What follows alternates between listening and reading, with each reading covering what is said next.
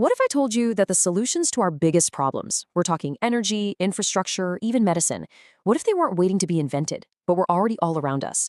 In this explainer, we're going to explore how nature, after millions and millions of years of trial and error, has already figured out some of humanity's greatest challenges. This quote right here, it just perfectly captures the whole idea. We're not just looking at biology for a little bit of inspiration. We're looking at it like a 3.8 billion-year-old R&D lab that's already patented brilliant, sustainable designs for, well, pretty much everything. So there's a name for this. It's called biomimicry.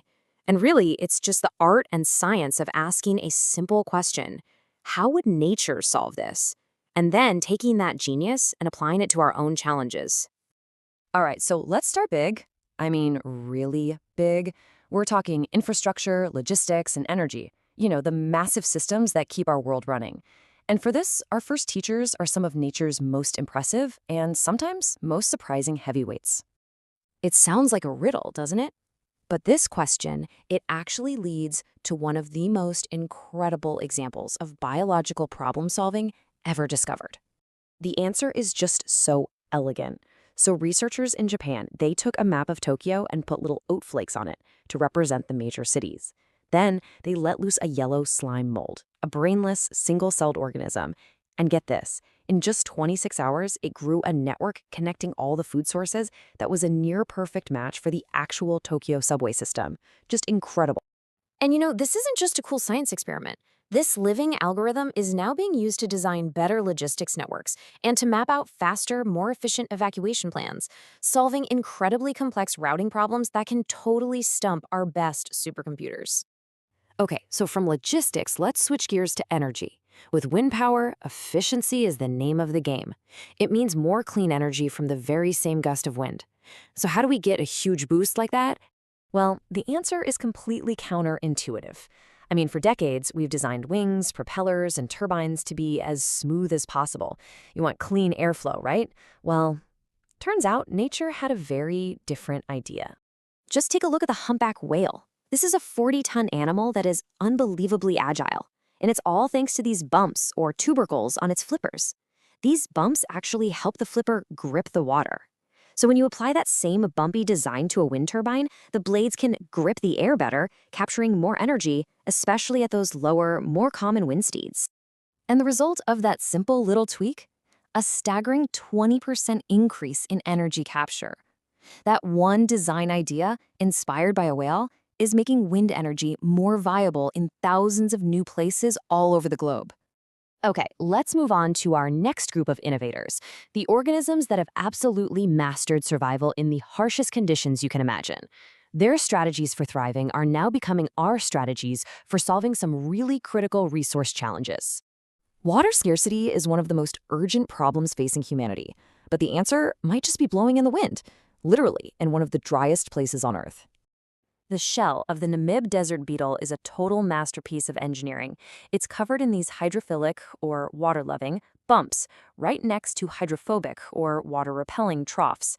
So as the fog rolls in, tiny droplets collect on the bumps, they merge together, get bigger, and then roll right down those waxy channels into the beetle's mouth. It literally drinks from the air. So, by mimicking this simple, brilliant surface, engineers are creating materials that can harvest water right out of the air. We're talking everything from self-filling water bottles for hikers to massive fog-catching nets that can provide clean drinking water for entire communities in arid regions, all without using a single watt of electricity. All right, here's another paradox for you. An abalone shell is made of the exact same stuff as a piece of chalk, calcium carbonate. But you could probably drive a truck over the shell, while the chalk would just, poof, turn to dust. So what's the secret? The secret isn't the material, it's the structure. Nature uses a classic brick and mortar design. It layers these microscopic bricks of chalk and then glues them all together with a soft, flexible protein that acts like mortar. So when the shell gets hit, the little bricks can slide instead of shattering, and that absorbs and spreads out the energy. We're now using this exact idea to design shatterproof ceramics and even next-gen body armor. Okay, so we've looked at the big and the tough. Now let's zoom way in, down to the smallest scale. Our final section is all about the tiniest engineers out there, whose microscopic designs are having a truly macro-sized impact. We've all been there, right? That annoying itch that just seems to appear out of nowhere. Well, the reason you don't feel the initial bite is actually a marvel of micro-medical engineering. See, a normal medical needle is basically just a poke. It creates a single point of high pressure that screams pain to all your nerves. But a mosquito is way smarter. It uses a serrated, vibrating tool that kind of saws its way in. It minimizes tissue damage, and it barely stimulates the nerves. It's less of a poke and more of a stealthy incision. And by mimicking that design, we've created the NanoPass 33 needle. For millions of people with diabetes who have to do daily injections, this tiny innovation, inspired by one of the world's most annoying insects, has dramatically, truly improved their quality of life. Our final case study tackles a huge problem for both the tech world and the fashion industry: color. The chemical dyes we use are often toxic, they pollute our waterways, and they fade over time. And once again, nature has a much better way. That stunning iridescent blue of the morpho butterfly's wing, it isn't from pigment. In fact, if you were to grind up the wing, the dust would just be a boring brown. The color comes from its microscopic structure, tiny, tiny scales that are shaped to reflect only blue light waves.